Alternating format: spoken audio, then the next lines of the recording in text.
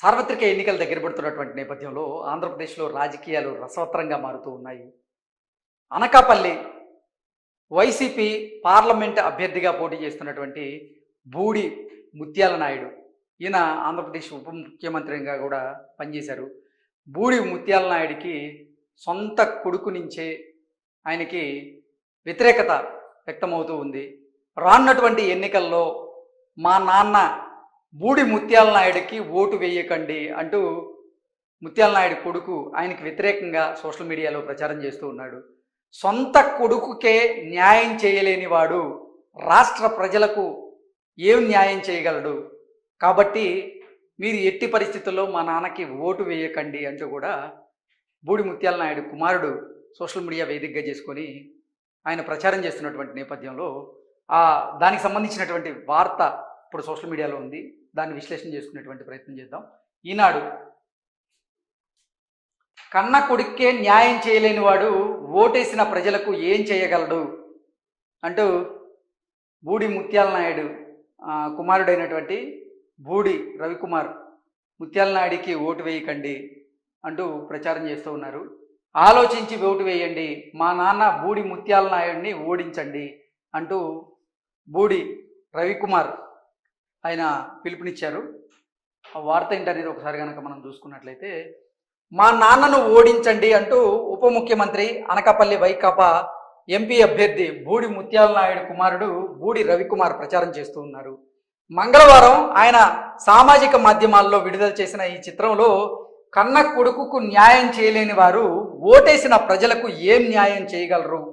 ఆలోచించి ఓటు వేయండి, మా నాన్న బూడి ముత్యాల నాయుడిని ఓడించండి అంటూ పేర్కొన్నారు.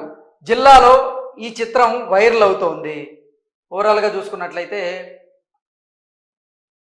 అసలే ఓటమి భయంలో ఉన్నటువంటి బూడి ముత్యాల నాయుడిని ఇప్పుడు తన కన్న కొడుకే మరింత భయపెడుతూ ఉన్నాడు.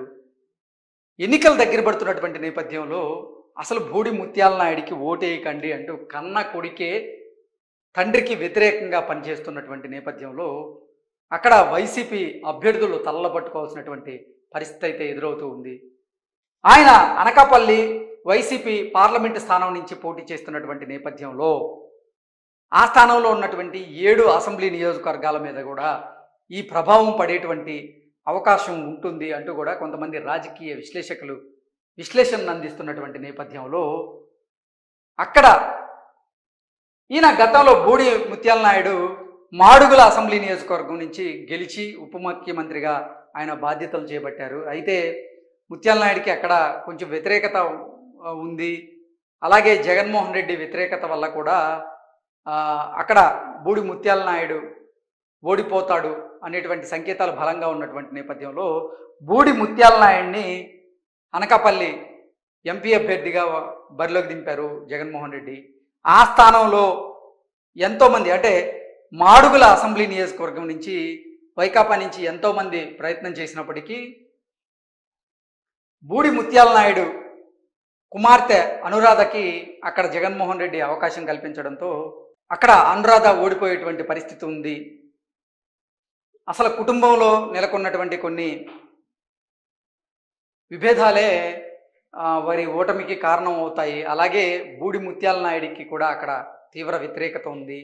ఇప్పుడు వాళ్ళ కూతురుని అక్కడ మాడుగుల నుంచి రంగంలోకి దింపుతున్నటువంటి నేపథ్యంలో ఆవిడకు కూడా అక్కడ వ్యతిరేక పవనాలు వీస్తున్నాయనేటువంటి వార్తలు బలంగా వస్తున్నటువంటి నేపథ్యంలో సొంత కుమారుడే బూడి ముత్యాల నాయుడికి ఓటు వేయకండి అంటూ ఆ నియోజకవర్గంలో ఆ పార్లమెంటు నియోజకవర్గంలో ఆయన బలంగా ప్రచారం చేస్తున్నట్లుగా రవికుమార్ గారు, అలాగే సోషల్ మీడియాని కూడా వేదికగా చేసుకొని ఆయన తండ్రి పైన యుద్ధాన్ని ప్రకటించినట్లుగా తెలుస్తోంది.